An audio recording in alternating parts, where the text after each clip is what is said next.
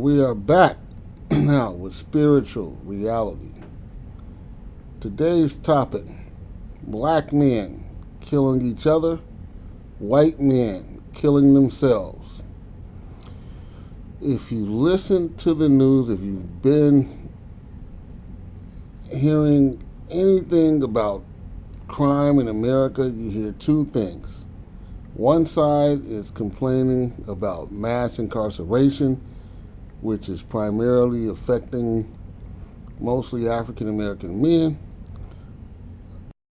That same side is complaining about police brutality.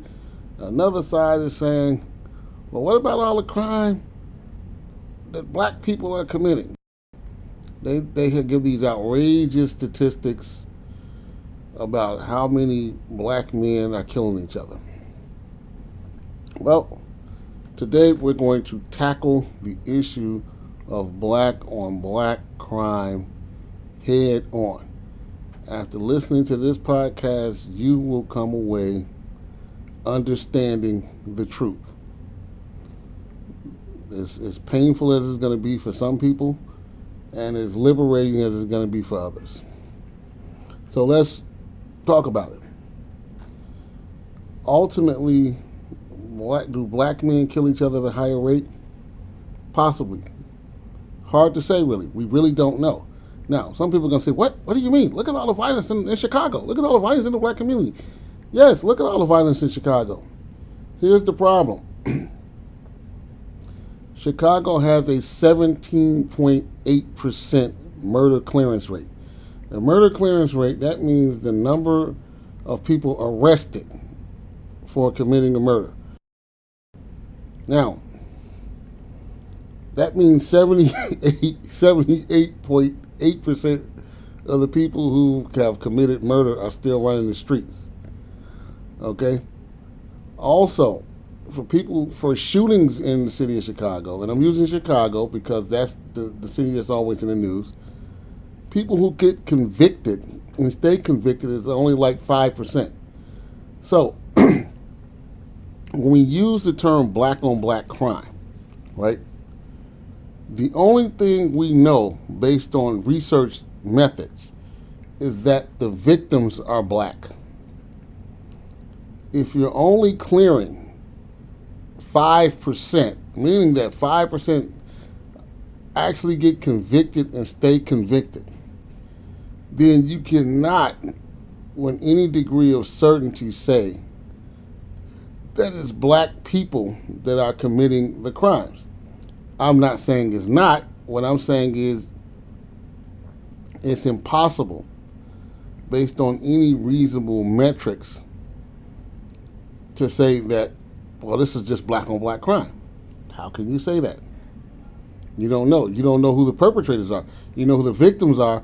But if you're only clearing, and again, if 78% of the people who commit murder in a city is not getting arrested, it's really not possible to say that it's one race of people doing it or another race of people. How can you even come up with a statistic like that? It's an absurdity. Now, you're going to hear the naysayers will say, well, that's because of the stop snitching culture. Nobody wants to talk to the police, and nobody wants to cooperate with the police. Well, that may be true as well. However, cooperating with the police does not yield good results for young black men. Generally, again, another number you want to look at, you are probably somewhere about 53% likely to be charged with a crime if you talk to police. Now, here's the irony in this whole thing. Generally, people who have information about murders and other criminal activity are themselves, kind of run afoul of the law. Now, anytime you talk to a police officer, what's the first thing they do?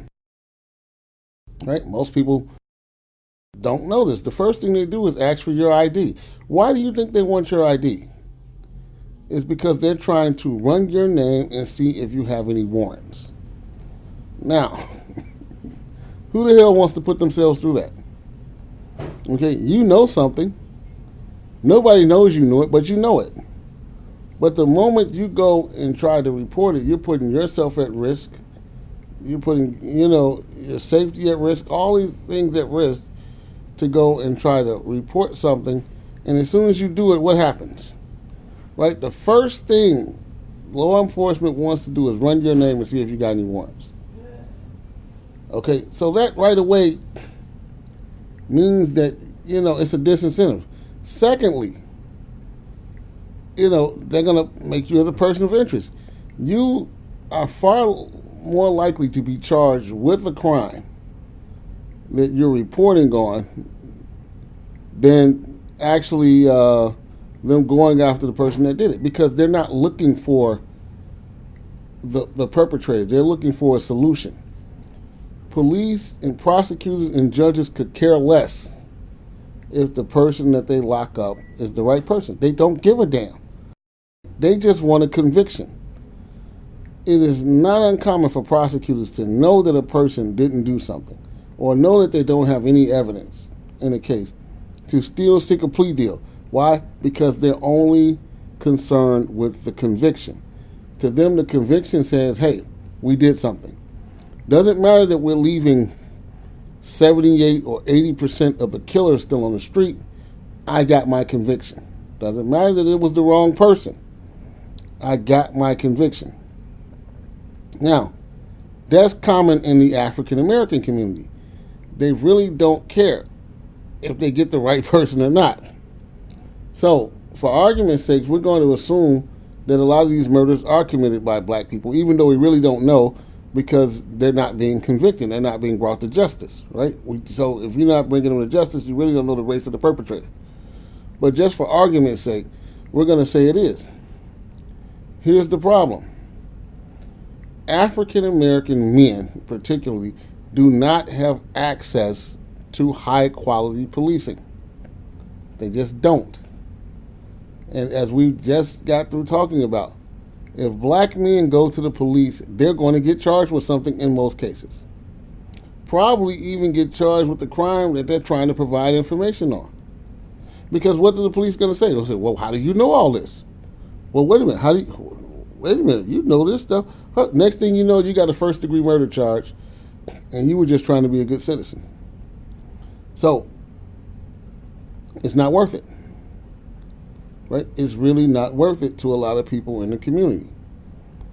So what happens after that? Well, you know who committed this crime. You know that this person killed your brother, killed your friend, killed your homie, killed whoever, right? So what happens? You take matters into your own hands. So to the degree there is high crime in the black community, among black men in particularly, a lot of it, at least the street crime, is self-policing. Okay, a lot of it is self-policing. If you ask any gang member in Chicago, they will tell you about 60% of the people on the street getting killed are themselves killers. Because you cannot depend on the police to basically do their job. So they have to do the job that the police are doing. And this creates a cycle of violence. Now that's the number one thing that's going on there. The second thing is, and this is something that nobody talks about, when African American men have all these different emotional traumas and problems and stuff that all men are going through right now, they react differently than white men. Okay? Because they're reared differently. African American men are reared to believe that all black men are deficient.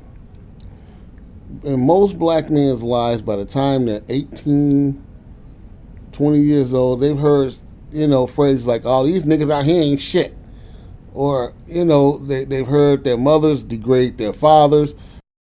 You sat there and you heard society as a whole degrade black men. So you grow up with the notion that black men in general are deficient. And that means you devalue black men, right? You devalue yourself. You devalue other men that look like you, right? Because you're raised to believe that they are deficient. So therefore, it becomes easier to kill, right? It's easy to kill someone that has no value. And so that's part of it. Think about the dysfunction and the degradation among black men. Show me anywhere where you hear a country song, a rock song, or a pop song for which white men are singing about killing each other. Show me where in any of the music or any of the pop culture where white men are constantly referring to each other as honky or cracker, like black men are constantly referring to each other as nigga. Show me anywhere in white music and white culture where white men are constantly referring to white women as bitches and hoes. Right? It's not there. It's not happening. That's because in that culture, they're not reared to believe that the entire culture is deficient. Whereas black culture, it is, particularly among black men. So when you have a situation where you have an entire group of men who are raised to believe that they are deficient, and then you take the next step, you take the positive male out of the picture. You have en masse, okay, you have African American men being raised without strong positive males in their lives. I don't necessarily mean just biological fathers, but I mean strong positive males in their lives, period. In a lot of cases, they have morons in their lives. In a lot of cases, if you look today, particularly with today's gang members, right? When I was a kid growing up, if you joined a gang, right, this was in the 70s and 80s, it was your choice.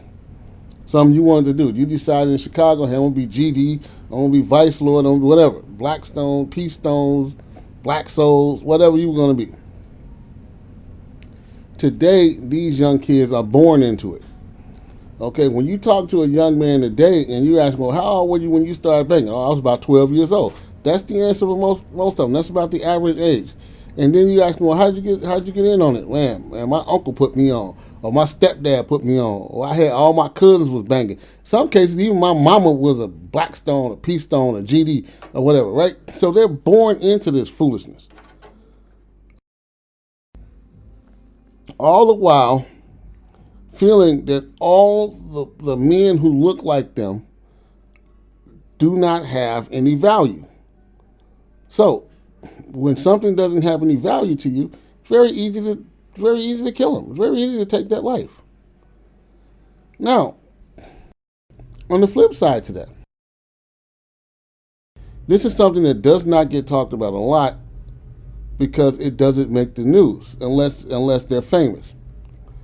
White men kill themselves at a much higher rate than black men will kill each other.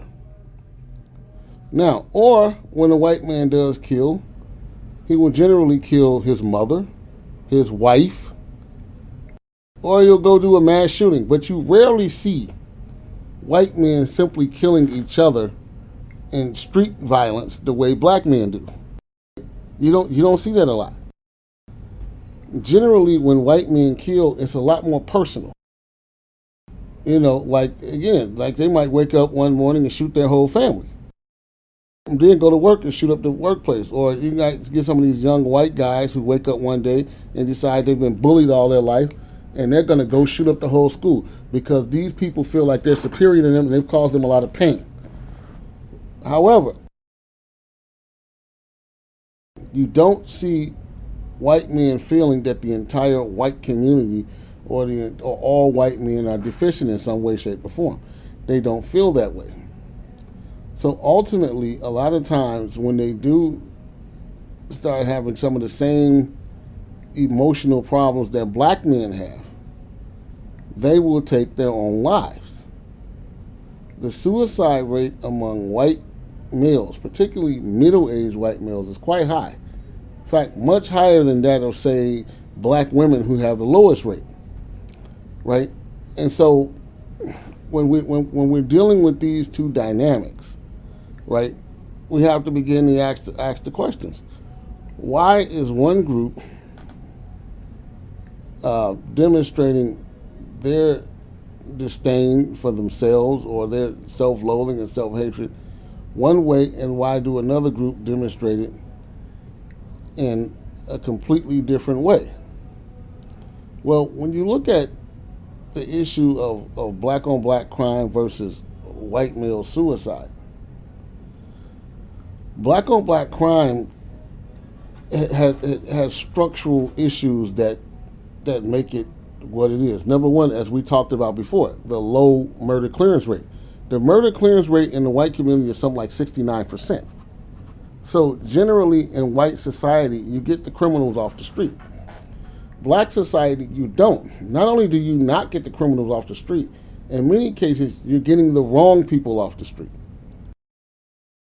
If you go to any jail, you're going to see a field with black men, many of whom are there on really, bogus and petty charges. Now, there have been two books that have been released over the last few years dealing with this issue, both on the opposite ends of the spectrum. You have basically Michelle Alexandra, who writes about the new Jim Crow, and she refers to the justice system as basically legalized slavery, right? Which technically it is. If you look at the 13th Amendment of the Constitution, it basically says that makes slavery illegal unless you've been convicted of a crime. So technically, the United States never abolished slavery. It just moved it to the justice system. So anybody that's been convicted of a crime can technically be sold into slavery, according to the Constitution. Now, the other book, you have a lady named Heather McDonald. Heather McDonald's book is called The War on Cops. What she's saying is there is no racism in the criminal justice system. Cops are actually out there trying to save black lives, and just black people are just too damn violent and commit too many crimes. Right? That's the crust of her book.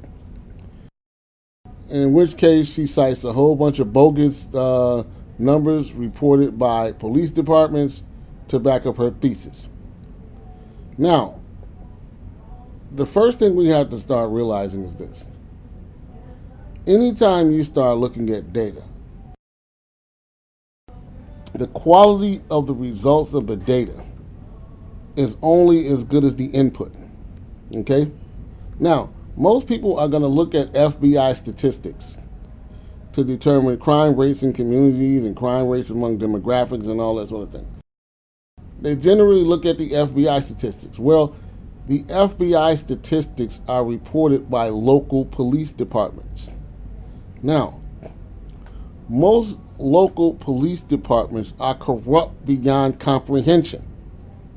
Okay, particularly here in Chicago. You cannot trust anything that comes out of that department. I mean, it is ungodly in their level of corruption. So there's no way that you can ever trust anything that comes out of a local police department. So most of the statistics that the FBI gathers, remember, the FBI only compiles the data and comes up with, hard numbers nationwide. They don't deal with the input. The input comes from local law enforcement, which is hopelessly corrupt, which means that the FBI statistics are really useless. I mean, I know a lot of people put a lot of faith in it, but if the input data is bad, okay, if the input data is bad, then the output is going to be bad. There's no way around that. So, we really can't put any faith in those statistics, and that's kind of what Heather McDonald kind of goes off of. Then she goes on to talk about how because of the so-called Ferguson effect, you no longer have any real proactive policing. Now, I'm going to say this because a lot of people need to begin to understand this. There is no such thing as proactive policing. Okay? There's only assumptions and harassment or investigation after the fact. You cannot proactively prevent a crime. You really can't.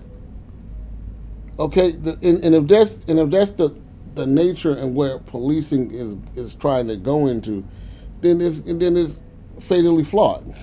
You can't do it. So she kind of advocates policies like stop and frisk and and unnecessary police pullovers, saying that this yields the best results. Actually, it doesn't. Here's what happens with stop and frisk. 89% of the people that you stop and frisk have not done anything wrong. Okay? So it means that it's really kind of a shotgun approach to policy. Nothing else on the planet that you can get 90% wrong or 89% wrong and it still be a valid policy. Somehow these people want to continue with their stop and frisk situation. The majority of the people that get stop and frisk are whom? Minority men. So the fact of black criminality is inflated simply by the over-policing of young black men, right? And the big problem with that is that young black men are grossly over-policed when it comes to petty, insignificant issues.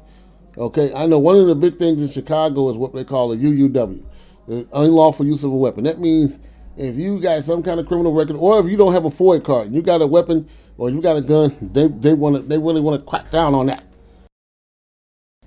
and it's failing miserably because it is not reducing the number of crimes or shootings or any of those things.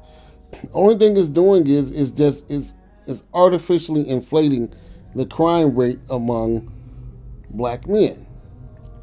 You have people sitting in jail for armed robbery because they got in a fist fight with somebody, right? And somebody called the cop and said, "Oh yeah, he tried to rob me." That gets reported as armed robbery.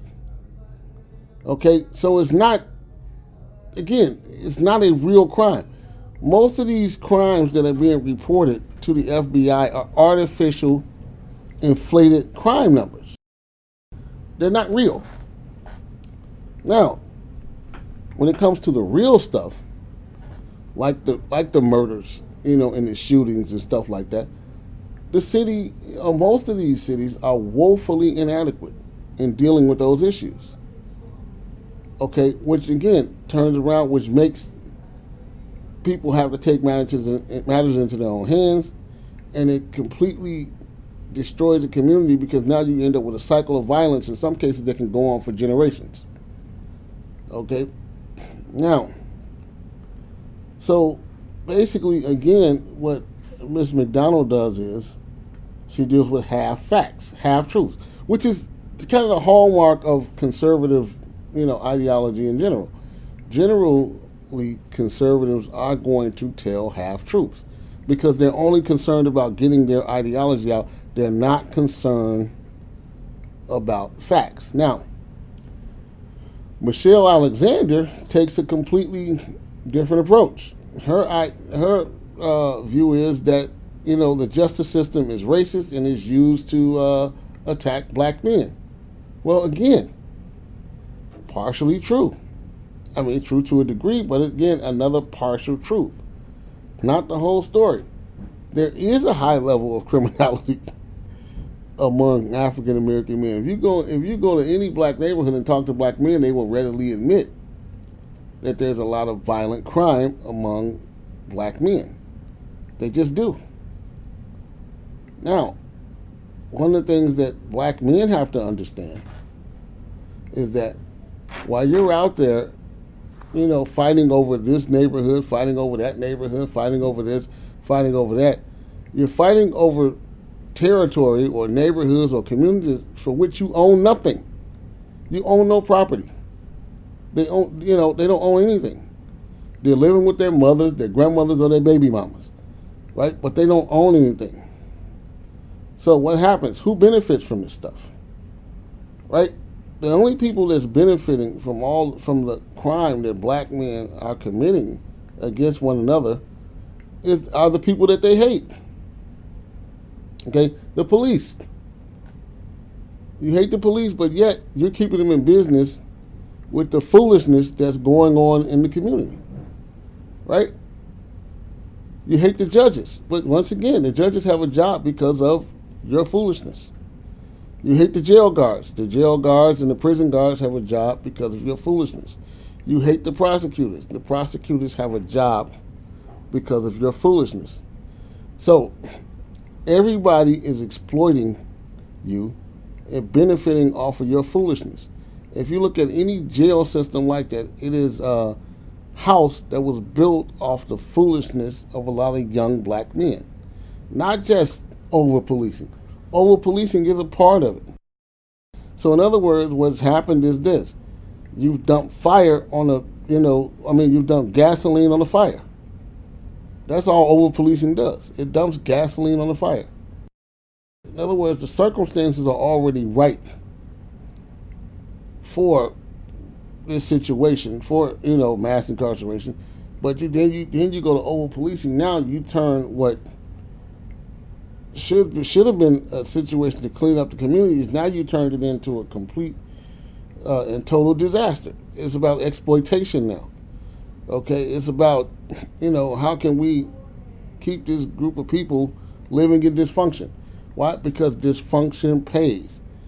Okay, there is no incentive for any judge, any prosecutor, any law enforcement agency, or any prison system to ever have black men living a normal and safe and functional life. There is no incentive to do that at all.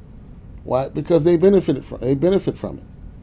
So, as black men, you need to recognize that you're being used as a pawn. You're being used, to provide jobs for people that should never have jobs. Okay? So, let's keep that in mind. Now, what don't we hear about? Again, we're going to go back to the white male suicide. And now what we're starting to hear about is the significant problem of drug addiction in white communities. Well, why is white male suicide so high? Again, this is going to be unpopular, but we're going to say it. When a person decides to go and commit suicide, what they are telling the world is that I am no longer able to cope with my current situation. Right? Can't deal with it anymore. Right? And so, because I can't deal with it anymore, this is my only solution. Okay? That is what suicide is. Suicide means that I have exhausted all coping skills and mechanisms. Okay? Now, why are these young men, particularly white men, exhausting all their coping mechanisms? Well, because they lack the coping skills to begin with. Right? They're not strong people to begin with. In order to be strong, you have to endure. Life is like weight training. In order for you to be strong in the gym, anybody that goes to the gym, before they get strong, they have to lift some weights first. Now, if you've never lifted weights and all of a sudden you're put in a situation where you got to move a bunch of weight around, well, you're not going to be able to do it. That's kind of the circumstance where white men find themselves in. We're going to use a term that a lot of white men hate, but I'm going to say it because they need to hear it and it needs to be said. White privilege. Okay? White privilege is the reason why so many white men are committing suicide. Why? It's not the privilege itself, it's the loss of that privilege. You see, the privilege itself, they will always deny that they have. We got no privilege. What do you mean white privilege? Blah, blah, blah, blah, blah. There's no such thing as white privilege. Well, yeah, not anymore. I mean, at least not to the degree that it was. Let's understand. White men, over the course of history, white American men, let me define that, has been the most subsidized man in the history of human civilization. Okay? Because up until really the 70s, white men generally had no competition. Okay? They had no competition for anything. they were the default. They received everything. Now, over time, when you have 100%, and all of a sudden you only have like maybe 65%, okay, that's a significant loss. Okay, so things that you used to be able to take for granted, you can't take that for granted anymore. So, what's going on with white men is that they're losing their jobs to technology. They're losing their jobs to outsourcing. Their wives are walking out on them, and they don't have that relationship with their children. They're being financially bankrupted through divorce and alimony and child support and all these different things. And so they have not developed the coping mechanisms to deal with these issues. So what happens? They turn to drugs, they turn to alcohol, and ultimately they turn to suicide. Now, the impulsive suicide rate is already high, with somebody just taking a gun and killing themselves. But what we're not measuring is the slow suicide of a lot of white men due to, high levels of alcoholism and all the other types of dysfunctions that goes on. But it's all due to a lack of coping skills. For example, when you look at the heroin and meth epidemic going on in rural America, well, that's much worse than the crack epidemic ever was. Because keep in mind, black people are people who have lived under constant stress their entire existence in America. So the black community is accustomed to dealing with high stress situations. So although it's dysfunctional, nobody likes it, it's extraordinarily dysfunctional in a lot of ways in the black community. The black community is able to deal with really high stress situations because that's all we've ever had to do. When you are a white male, particularly a straight white Christian male, you've pretty much had a privileged existence compared to that of African American males or Hispanic males or women, for that matter. Okay, so when the time came for you to be able to handle and deal with a lot of the, issues that go on, the ability to do so was not there. And so what you have is a large level of men simply saying, I can't do this.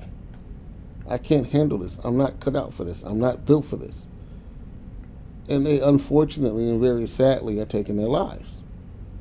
Now, but if you notice, they're taking their lives, right? Because white men in generally are not reared and raised to believe that the entire white race or white people or white men in general are deficient. The main difference is when black men are having these feelings of inadequacies, feelings of anxiety, feelings of depression, and all these different things, they tend to take it out on each other. When white men are having those same feelings, they individualize it and they will take it out on themselves. Now, that has everything to do with the cultural differences, the difference in rearing, the difference in raising, and also just simply the difference in environment, right? The environment where a lot of African American men are coming from is an environment that will stoke and produce violence. Another problem that I think black men ultimately have is, and these are fatal, is that African American men are generally full of pride. Okay? One thing most black men will tell you, even men who have accomplished nothing in their lives, never done anything, are not deserving of anything, will get upset if they're disrespected. Right? Man, he dissed me. Man, he disrespected. You can't, man, you don't disrespect me. And not realizing you haven't done anything to deserve respect from anyone. Or somehow think you should be respected. And so what that ends up doing is it translates into more violence. Secondly, there are ultimately other studies that show that black men generally have slightly higher levels of testosterone than other men. Now, some people are going to get upset about that statement, but that's kind of what the studies show. Okay, that they do generally have higher levels of testosterone. Here's the problem with that: most black men are raised by women. Okay, and if anybody's ever dealt with women, women kind of bicker a little bit more than men do, right? So a lot of these guys have, black men in particular, they have female mannerisms, meaning they're kind of catty and they bicker a lot, and yet at the same time they're pumped full of testosterone. Okay, that's a deadly mix, because if you take all the women out there who are constantly bickering and fighting amongst each other, and you pump them full of testosterone, the crime rate is going to skyrocket among women. Okay, one of the reasons why you're going to find that men are far more likely to commit violent crime is because men are pumped full of testosterone. Men have higher levels of testosterone. That's just a fact. So when they do stuff, men are going to be more aggressive and going to be more violent because testosterone is the aggression hormone. So men with higher levels of testosterone are going to be that much more aggressive, which means you cannot raise high testosterone boys without strong, positive male figures in their lives. You cannot do that in mass. It will not work. In fact, young African American men crave structure. Why do you think street gangs took off? Because they filled the void. They provided them with structure that they were not getting at home. Okay? All you hear now, if you talk to anybody in the jail system, anybody in the prison system, the one thing they're going to tell you, oh, well, with the gangs in the 80s and 90s, they had structure. Yeah, it was a corrupt, perverted form of structure, but it was still structure. It was structure that they wanted. It was structure that they needed. And they crave it. Okay? They crave structure. Go to any high school. Any high school in the country. Or I should say a high school in a predominantly black area. Or any high school for that matter. And who is the most respected man in the school? Is usually the coach. Why? Because the coach provides structure to that team. Men, particularly black men, particularly boys, want and need structure. When you take that structure away from them, which is what was done when black men were kind of taken out of the homes, right? They're going to seek that structure elsewhere. You can track the rise of gang membership with the rise of single black homes. There's a direct correlation there.